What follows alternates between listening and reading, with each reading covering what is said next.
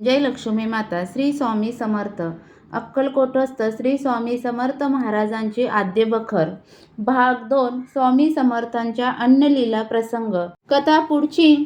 अगं तो कांबळी विनीत आहे.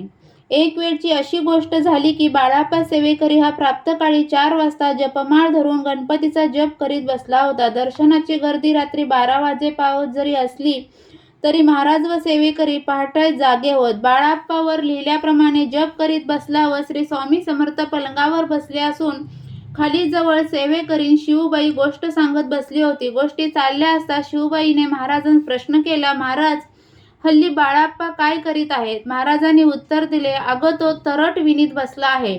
शिवबाई मग उगीच राहिली. बाळाप्पाने महाराजांचे उत्तर ऐकून मनात विचार केला की तरटाचा उपयोग विशेष होत नाही. ज्या अर्थी गणपतीचा जप विशेष श्रेयस्कर दिसत नाही. तो दिवस गेला. दुसरे दिवशी रात्री पुन्हा महाराज जागे होऊन पलंगावर बसले. शिवबाई ही जागी होऊन महाराजांजवळ बसली. बाळाप्पा सेवेकरी जागा होऊन जपमाळ घेऊन बसला. गणपतीच्या जपास तरट विणण्याची उपमा आदल्या रात्री महाराजांनी दिली होती. ती गोष्ट मनात ठेवून त्यावेळी बाळाप्पा श्री स्वामी समर्थ नावाचा जप करू लागला. काही वेळाने शिवबाईने महाराजांस पुन्हा प्रश्न केला, महाराज, आज बाळाप्पा काय करीत आहेत? महाराजांनी उत्तर दिले, अगं तो कांबळी विणीत आहे. बाळाप्पाने हे शब्द ऐकले. त्यास खूप आनंद झाला. कांबळी सर्व उपयोगास येते. त्याप्रमाणे श्री समर्थांचे नाव संसारातील सर्व अडचणी दूर होण्यास उपयोगी पडेल अशी त्याची खात्री होऊन अहोरात्र तो श्री स्वामींचा जप करू लागला. श्री स्वामींचे स्मरण हमेशा केल्यास या भवसागरातील सर्व दुःखे व अडचणी नाहीशे होऊन मानवास सद्गती प्राप्त होईल याचा अनुभव भक्तांना येऊ लागला. ही काळजी का करीतोस? आम्ही तिला खंड्या नेमला आहे. विश्वासराव उर्फ आप्पासाहेब माने हे रहमतपूर जिल्हा सातारा येथील राहणारे आहेत. अक्कलकोटचे राजेसाहेबांचे आप्पासाहेब मानकरी असल्याने ते अक्कलकोटास राहत असत. त्यांची कन्या जमनाबाई लग्नास उपवर झाली. वर कोठे मिळेना तेव्हा माने यास मोठी चिंता प्राप्त झाली. कन्या रूपाने अप्रतिम सुंदर होती. आपल्या योग्यतेप्रमाणे व मुलीच्या रूपाप्रमाणे वर कसा मिळतो याची आप्पासाहेबांच्या मनात निरंतर काळजी लागली. एके दिवशी श्री स्वामी समर्थांकडे जाऊन चरणी मस्तक ठेवून आप्पासाहेबांनी महाराजांची विनंती केली की मुलीत चांगले स्थळ मिळत नाही, महाराजांनी कृपा करावी. श्री स्वामी समर्थांनी जबाब दिला की काळजी का करतोस? आम्ही तिला खंड्या नेमला आहे. आप्पासाहेबांस या आज्ञेचा अर्थ कळेना, पण महाराजांवर विश्वास ठेवून ते स्वस्थ राहिले. काही दिवस गेल्यावर असा योगायोग आला की श्रीमंत खंडेराव महाराज गायकवाड यांच्याशी जमनाबाईचा विवाह झाला. तेव्हा महाराजांचे खंड्या नेमला आहे या आज्ञेचा अर्थ कळला. आप्पासाहेब साधारण मानकरी असून राजाबरोबर कन्येचे लग्न झाले म्हणून त्यास फार आनंद झाला. आप्पासाहेब यांस पुष्कळ द्रव्य मिळून माने मंडळीत मोठमोठ्या नेमणुका श्रीमंत खंडेराव महाराजांनी करून दिल्या. तीस आप्पासाहेबांची कन्या बडोद्याच्या महाराजांची मातोश्री होत. पुढे आप्पासाहेब माने हे श्री स्वामींचे पूर्ण भक्त बनले. महाराजांचीही त्याचवर पूर्ण कृपा होती. एक वेळ माने हे अक्कलकोटास पटवर्धन यांचे गणपतीच्या देवळात येऊन राहिले असता प्रारब्ध योगाने त्यास विषमज्वराचे दुखणे झाले व प्रकृती फार बिघडली.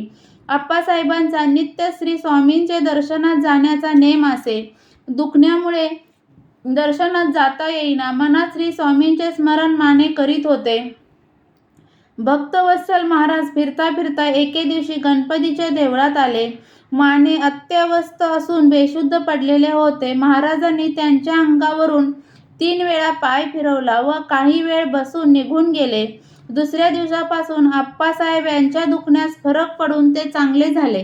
पुढे श्री स्वामी समर्थ पूर्ण ब्रह्म होते.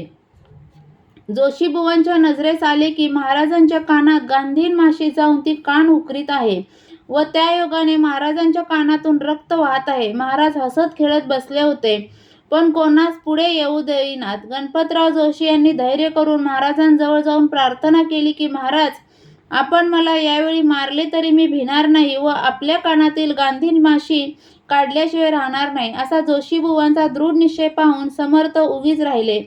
पण गणपतराव यांनी लागलाच चिमटाक आणून महाराजांच्या कानातील गांधीन माशी काढून कान पुसून काढला. कानात काही पोखरलेले नसून तो साफ दिसू लागला.